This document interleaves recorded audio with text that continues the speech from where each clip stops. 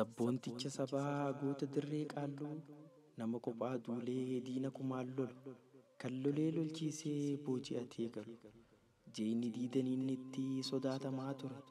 kan iddaan alagaa lafa keessaa guuru har'a du'aan dhabne goota Adam Dheeree har'a du'aan dhabne goota Adam Dheeree diina galaafattee har'a wareegamte seenaantee hin baddu dhiigaan barreeffamte. Gootoonni akka keetii kan sabaaf of kennu warri daangaa eeguun hiriyaa hin qabne Adam Diimaa Faadaa kan dubbatte dhabne jeenni Jamaal Maaruu kan diinaan bitamne nu duraa mul'attan isin hin daganne nu duraa mul'attan isin hin daganne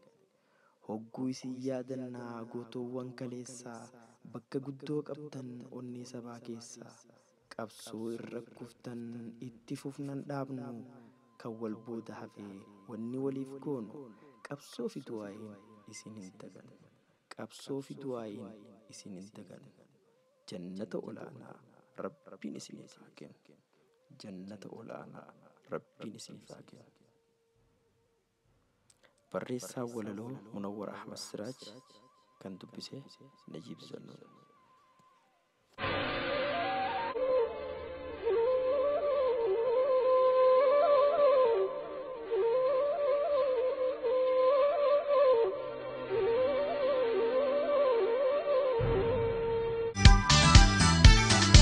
Aji